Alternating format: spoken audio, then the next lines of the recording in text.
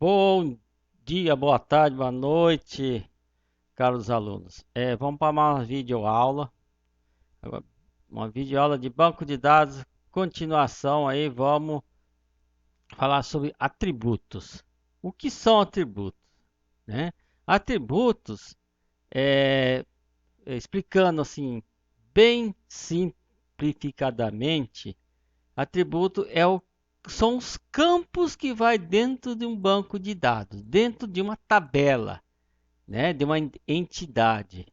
Por exemplo, a entidade cliente ou tabela cliente, que ela vai conter basicamente? Vai ter o código do cliente, vai ter o nome do cliente, endereço do cliente, telefone do cliente, né? CPF do cliente, sexo do cliente e assim por diante, né? Então, basicamente é isso. São os campos que vão identificar os dados a serem inseridos, né? Então, cada campo dentro de uma tabela, né, são atributos, ok? Vamos lá. São propriedades, características que identificam as entidades. Uma entidade é representada por um conjunto de atributos. Os atributos podem ser simples, composto, multivalorado ou determinante. Nome, por exemplo. Endereço, telefone, cidade, por exemplo, são atributos da entidade clientes, enquanto que salário, cargo e departamento são atributos da entidade funcionário. Ok? Então, cada, cada tabela tem seus atributos. Ok? Existem quatro tipos de atributos: simples, composto, multivalorado e determinante. Vamos ver um por um, pessoal. Atributo simples. Não possui qualquer característica especial. A maioria dos atributos serão simples, quando o atributo não é composto. Recebe um valor único como nome, né? Por exemplo, e não é um atributo-chave, então ele será atributo simples. A maioria dos atributos são considerados simples. Então, vamos dizer assim, 90% dos atributos é desse tipo, são atributos simples, tá? O que é esses atributos compostos? Nós vamos ver esse certinho, né? O que é atributo-chave, né? Eu já vou explicar o que é atributo-chave. Atributo-chave é aquele atributo que é atribuído com um código, por exemplo, código do cliente. Quer dizer que cada cliente que é cadastrado receberá um código. Mas por que isso? Por causa de homônimos, né? Por causa de coisas assim, para não dar acontecer de ter pessoas com o mesmo nome, né? Já pensou, pessoas com o mesmo nome vai ficar meio complicado, né? Então é mais fácil que como fosse a identidade, né, do cliente, por exemplo, né? Cada um vai receber um código. E cada código é de um cliente. Nada mais que isso. Atributo composto. O seu conteúdo é formado por vários itens menores. Exemplo, endereço. Seu conteúdo pode ser dividido entre vários outros atributos, como rua, número, complemento, bairro, CEP e cidade. Esse tipo de atributo é chamado de atributo composto. Veremos mais sua aplicação no post sobre normalização de dados. Então, pessoal, por quê? Porque você cria lá um atributo chamado endereço. Mas seu endereço pode ser como fala, dividido em vários dados, como rua, número, complemento, bairro, CEP. Então, isso aí é um atributo composto. Tá, pessoal? Tá? Atributo composto. Um exemplo aí. Entidade médico, né? O entidade médico tem endereço. E o endereço, dentro do endereço tem rua, número, bairro, CEP, cidade, estado, né? Então, ele é subdividido, né? Data de nascimento, tem ano, mês e dia, né? Então, isso é um atributo composto, porque ele não é composto como nome, não é como nome. Nome é o nome, simplesmente, né? E aqui não, aqui tem vários outros, tá? É subdividido. É importante considerar que na aplicação do banco de dados de um atributo composto, geralmente é desmembrado, ou seja, para o caso do endereço, podemos desmembrá-lo em vários atributos simples, como rua, número, complemento, bairro, cidade e serra. Conceitualmente, é aceito o endereço como um único atributo, mas na prática, geralmente é feito esse desmembramento para permitir a organização dos dados inseridos e facilitar a busca e indexação dos mesmos, né? Então, é, normalmente a gente só coloca como um atributo endereço, a gente não subdivide, não, deixa ele como um atributo simples. Mas numa organização maior, para que você possa fazer uma consulta mais específica, nós devemos subdividi-los, né? Transformar eles em atributo composto. Ok? Atributo multivalorado. Seu conteúdo é formado por mais de um valor. Exemplo, telefone. Uma pessoa poderá ter mais de um número de telefone e é indicado colocando-se um asterisco precedendo o nome do atributo. O atributo multivalorado serão tratados com mais detalhes na normalização de dados. Esse tipo de atributo é aceito conceitualmente, mas ele pode ser um problema no banco de dados. Há duas possibilidades para tratar com ele. A primeira é mantê-lo como multivalorado e permitir que mais de um dado seja inserido no mesmo campo, como por exemplo, 2 números de telefone, né? A segunda alternativa é aplicar o processo de normalização de dados transformado em uma entidade à parte, ou a tabela do banco de dados relacionada com a tabela principal. A primeira tentativa é mais simples, mas teria um problema da consulta de dados, caso precisar fazer uma consulta pelo número de um telefone apenas. Então, pessoal, o que acontece nesse atributo multivalorado, né? No caso, esse exemplo aí, número de telefone ou número celular, né? O cliente pode ter mais de um celular, e aí você tem que dar um jeito que possa acrescentar, seja para que possa gravar dentro do banco de dados 2 números celulares ou mais, tá? Então, isso a gente vai ver também na construção do banco de dados, ok?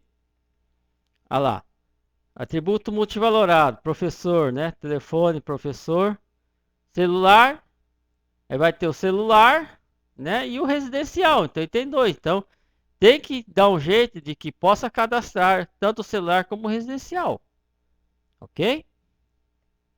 Atributo determinante, identifica de forma única uma entidade, ou seja, não pode haver dados repetidos. É indicado sublinhando o seu nome do atributo. Exemplo, CNPJ, CPF, código fornecedor, número da matrícula, etc. Os atributos determinados serão as chaves primárias no banco de dados e seu uso tem implicação na normalização de dados. Pessoal, quando a gente fala atributos determinantes, né? São atributos que vai identificar, né? Que vai identificar um cadastro. No caso do, por exemplo, um cliente ou fornecedor, ele vai ter um código dele. Se for dentro de uma escola, ele vai ter o número da matrícula. Que nem vocês têm o número, tem o número correspondente à sua matrícula. Tá? E esse é único. Não existe repetido. Não se pode usar o mesmo código para o mesmo cliente. Ok? Devemos considerar que toda tabela no banco de dados precisa ter um atributo determinante que também chama de chave primária. Dessa forma, se a entidade não oferecer por padrão uma sugestão de atributo determinante, temos que criá-lo. Esse é um princípio bastante básico da análise e modelagem de dados. Então, pessoal, a criação da chave primária, ela é, de regra, ela tem que existir. Não cria-se tabela sem a chave primária. Então, normalmente, o primeiro campo, primeiro atributo que você vai criar vai ser um atributo determinante. Ela vai ser uma PK, tá? Uma chave primária, ok? Atributo determinante, um exemplo bem rápido lá, né? Olha lá. Por exemplo, a tabela município. Ela tem que ter a identificação do município, a população e o nome. Então, esse ID do município é o que vai identificar o município. Pode ter município com o mesmo nome, mas se você olhar, a identificação do município é diferente. Aí identifica que município tal, com ID tal, não é o mesmo município com aquele ID, com outro ID, porque cada ID pertence a um município. Cardinalidade. Em modelagem de dados, a cardinalidade é um dos princípios fundamentais sobre o relacionamento de um banco de dados relacional. E nela são definidos o grau de relação entre duas entidades ou tabelas. No modelo relacional, podemos ter os seguintes níveis de relacionamento. 1 para N, que significa 1 para vários, N para N, vários para vários, e 1 para 1. Tá? Isso aí a gente vai ver lá em diagrama entidade e relacionamento, tá, pessoal? Não precisa preocupar agora, não. Por exemplo, considere um banco de dados desenhado para manter informações relativas a um hospital. Esse banco de dados poderá ter várias tabelas, como tabela doutor, onde constará informações sobre o médico profissional. Tabela paciente, onde constará dados relativos aos assuntos médico e sobre o tratamento do paciente. Então, é como vai estar relacionado, né, a cardinal é como vai estar relacionado essas tabelas. Então, vai ter uma ligação e como é que vai se relacionar? Tá? Nós vamos ver certinho isso aí dentro do diagrama entidade e relacionamento. Uma das principais funções de cardinalidade é manter a integridade do banco de dados, sem associação com as regras de negócio, não permitindo que essas regras sejam quebradas, causando anomalia no SGDB. Dados repetidos ou fora de normalização. Essa associação são ligadas através de chaves, chave estrangeira e chave primária, que são registros de indexação que não se repete e que podem ser usados como índice para os demais campos da tabela do banco de dados. Em chave primária não pode haver valores nulos nem repetição. Pessoal, a gente vai ver detalhe por detalhe nas próximas aulas sobre isso.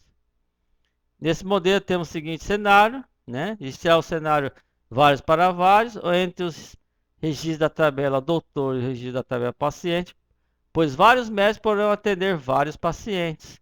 Um médico atende diversos pacientes, assim como um paciente pode ser atendido por diversos médicos. Então, esse que é para vários. Então, um paciente pode ter vários médicos e vários médicos podem atender, né, vários pacientes e assim por diante.